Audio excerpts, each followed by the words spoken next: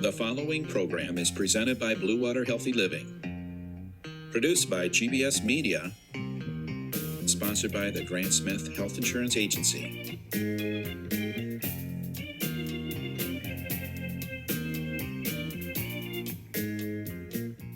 Hey, I'm Dave King, and this is Blue Water Healthy Living, and we're very excited today to have a special guest, and that guest is constitutional attorney Katherine Henry. She's become rather famous rather quickly, and she had everything to do, it seems, with the Michigan Supreme Court striking down some of the executive orders that have to do with COVID. Katherine, welcome to Blue Water Healthy Living. Thank you. If you would be so kind, and also I want to mention that you are the head of the Restore Freedom Initiative. This is an initiative that you have started yourself. Anything you'd like to say about that? So I got involved with all of these things back in the first week of April when I saw what our governor was doing. Saw that our legislature was trying to vote to extend the state of emergency the first time around, and I was very concerned about all of our constitutionally protected liberties that were being infringed upon. So when I started down the road of trying to get things stopped just with the legislature, and I realized they weren't listening, and they too forgot what the parameters of the Constitution say about their role, I realized that we needed to handle things yet another way. I ended up in May drafting this constitutional amendment petition, which, unlike the 1945 repeal, actually basically takes away the 1945 law and the 1976 law and the provisions of the Public Health Code that are getting more attention these days anyway. And all of those other elements of the law where our rights are trampled upon and the constitutional foundations are forgotten by our government officials. It also does things like it requires if a government official intentionally violates the Constitution, the first time around, that's a misdemeanor. The second time around, for them intentionally violating the Constitution, it's now a felony, and they're immediately removed from office and prohibited from ever holding any state or local government office ever again. The voters shouldn't have to collect just shy of 1.2 million signatures to remove a government official from office when they have been violating our state constitution. So, especially when they have a duty and an oath to uphold it. So this constitutional amendment, it doesn't change the structure or foundation of government. It simply strips away all the extra garbage, if you will, that's been added to our processes and procedures the last several decades. And it strengthens our rights, and it clarifies the restrictions that are already placed on our government. So those are the big key points of what this constitutional amendment petition does. And we're still in the process of getting the 425,059 signatures that are needed in order to get this on the November 2022 ballot. And we have to have all those signatures turned in within a 180-day time window, which ends this Thanksgiving. How many signatures do you have so far?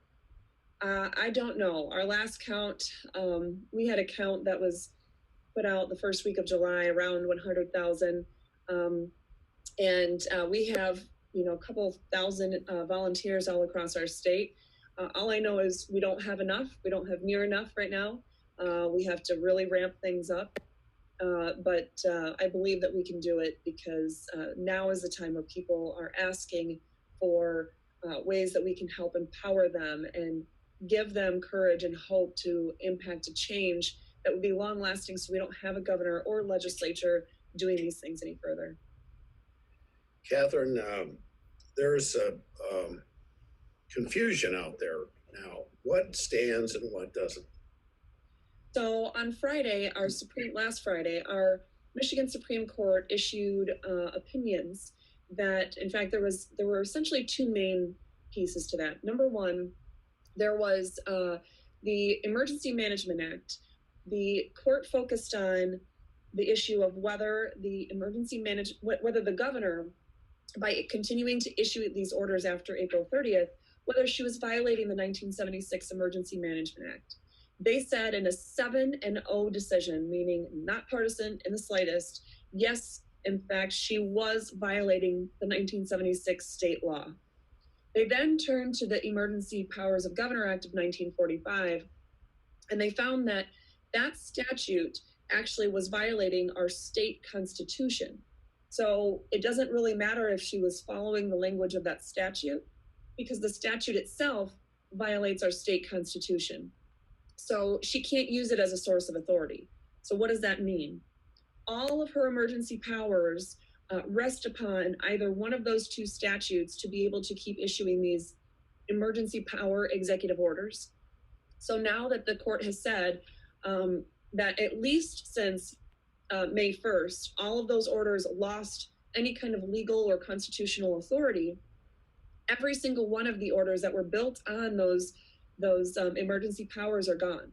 So that means the orders requiring us to wear masks, prohibiting us from going to visit our loved ones in nursing homes or juvenile care facilities, the ones that limit our ability to open our businesses or require us to have only certain capacity, 25 or 50% capacity within our businesses.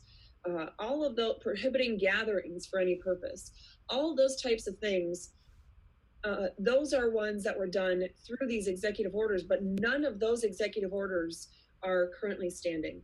Now, our governor did go on the news, I think it was within minutes of that court decision coming out, saying that her orders will stay in effect and still be the law for at least 21 more days. That's not a thing. The day and time that those opinions were published on Friday, October 2nd, is the time that those go into effect. So none of those orders are allowed to stand. And why should they be allowed to? If the court clearly says they violate state law and violate the Constitution, then there's no way that she should be able to just continue out of convenience to use them to control us and trample upon our God-given liberties. So if she's continuing these orders for 21 days, you find that that's unconstitutional under the Michigan Constitution. Is that correct? I didn't find that. The court said that. The courts did, yes. Yes.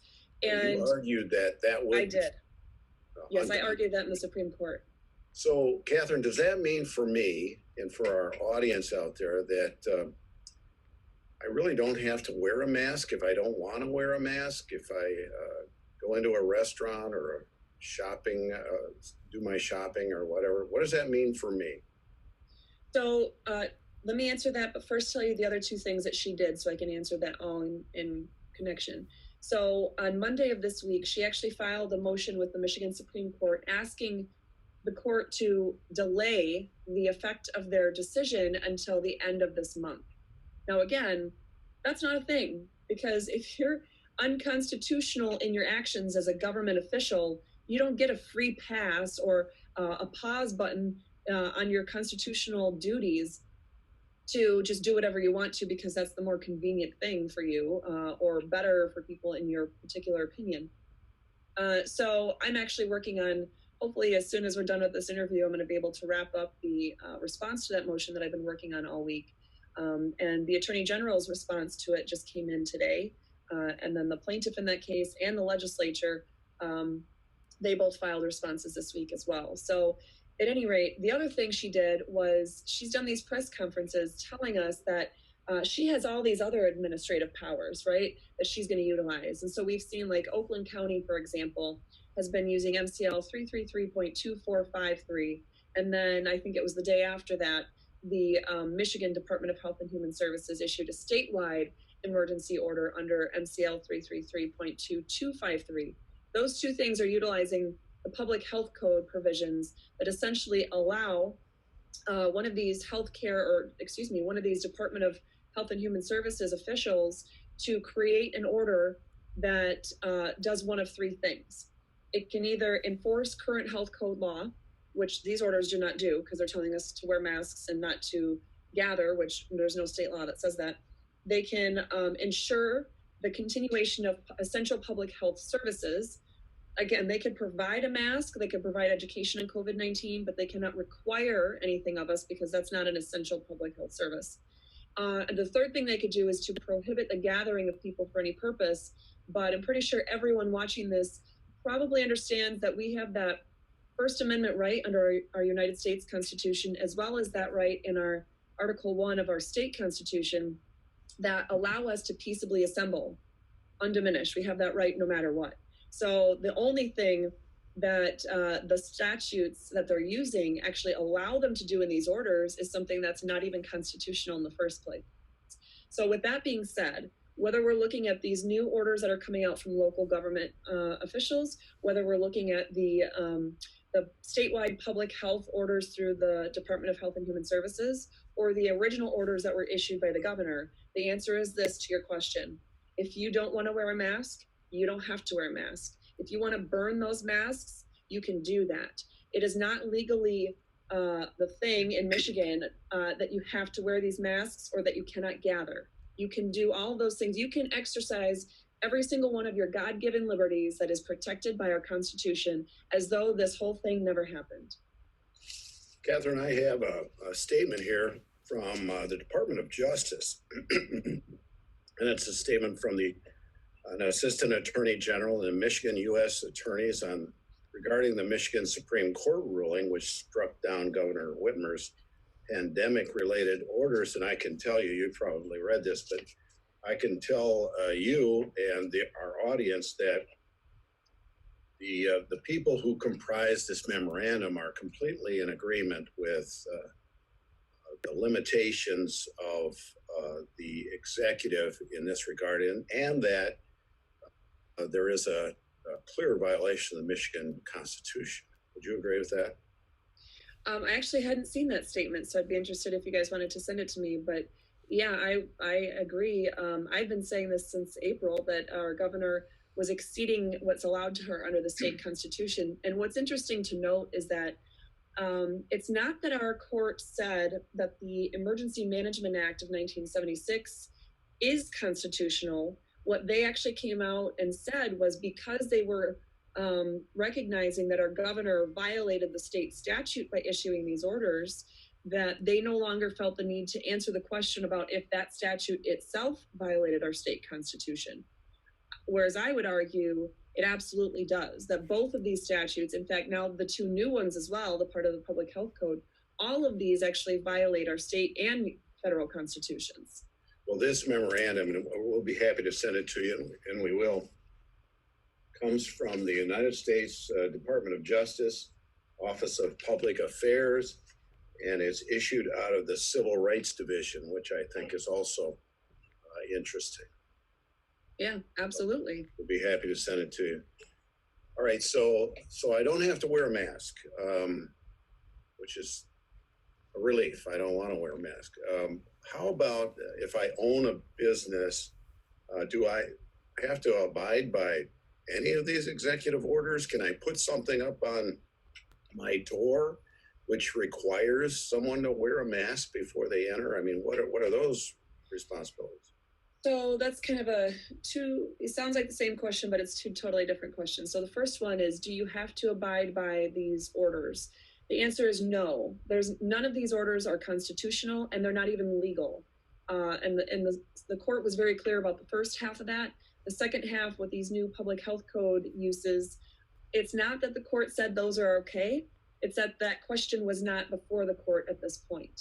So I am raising those issues with the court. I'm hoping that they're going to come out and give a clear answer to people so that people understand what I've been saying all along, which is that none of these orders are okay under the Constitution. And even in this case, these new orders violate our own state statutes. So no, you don't have to abide by them. They're not the law. No matter what, they're not the law. In fact, our law is very clear in what the law is.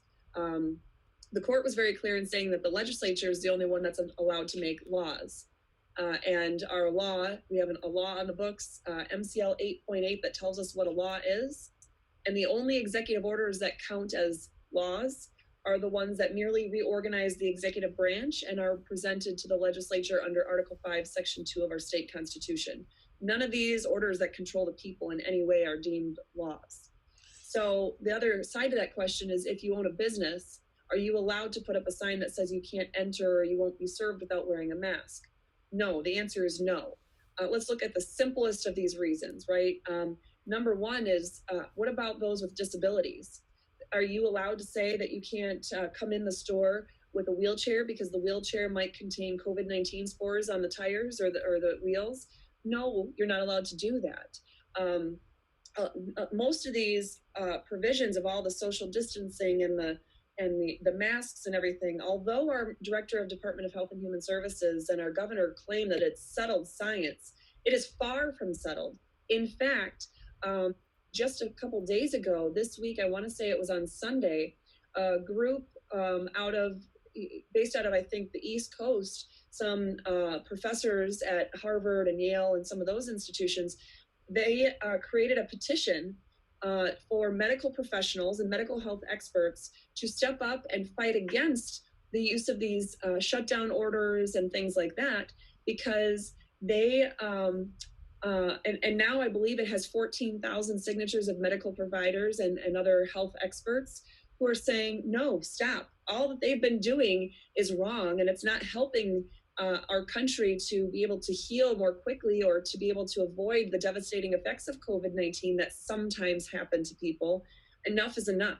So I think it's important to realize, number one, that it's not settled science or settled medicine. There is huge dispute over what is appropriate for COVID-19. But number two, we have rights.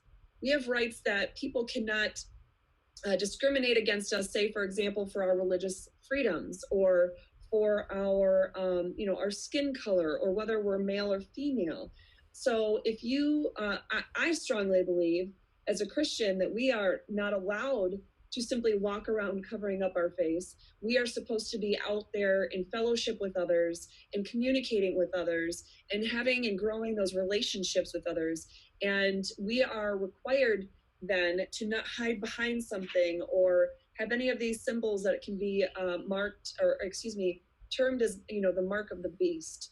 So we are supposed to be experiencing that community with others without those masks on. So there's that religious piece to it, religious freedom piece, but just being able to breathe fresh air, that's one of our unenumerated rights, one of those rights that God gave us that we preserved by way of Article 1, Section 23 of our state constitution or the 9th Amendment to our U.S. Constitution.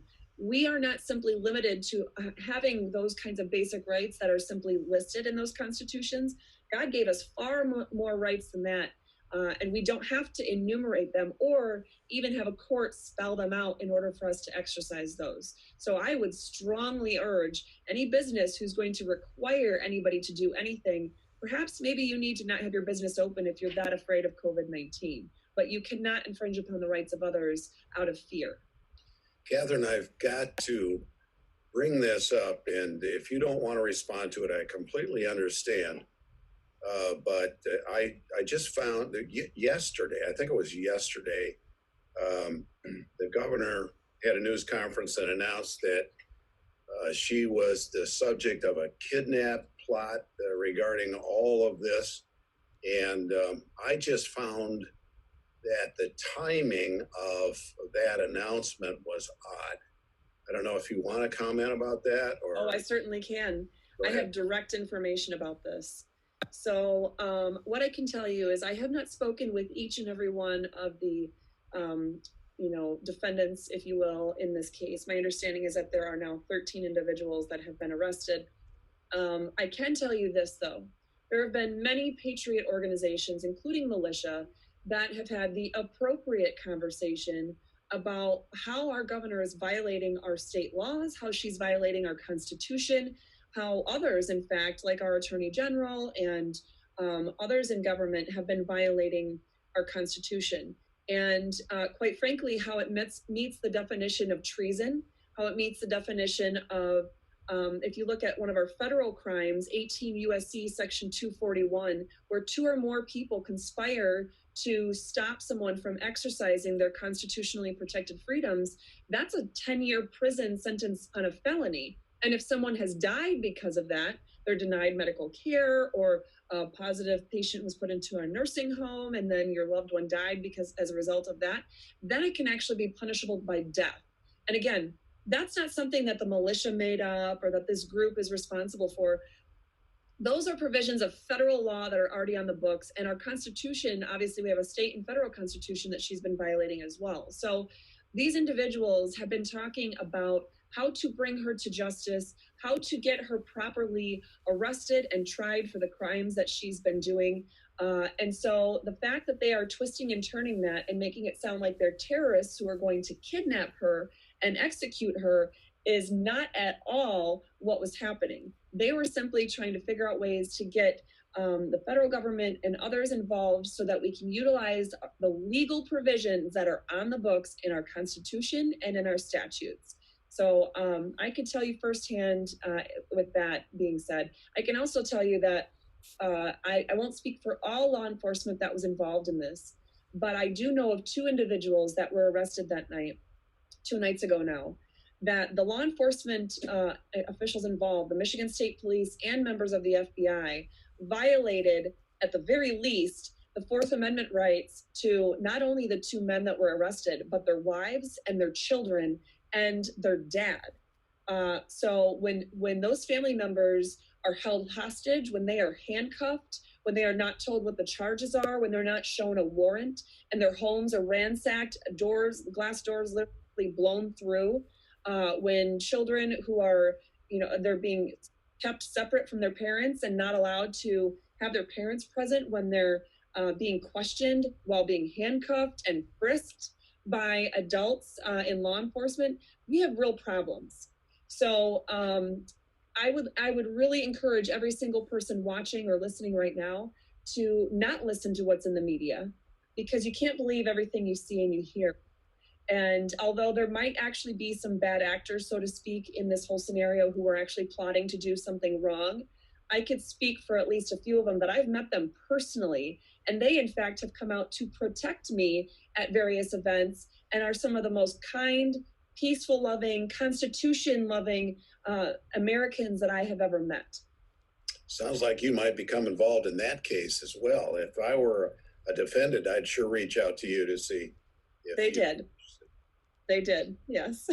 We're just honored to have you here, Katherine, and I want to thank you and our audience for tuning in and you simplifying some of these developments now. And I want to assure you that we'll be watching for more. It sounds like you're going to be involved in some more things. Katherine, how can people get in contact with you? They can get in contact me through our website, restorefreedomkh.com. That's Restore Freedom, K as in Catherine, H as in Henry.com.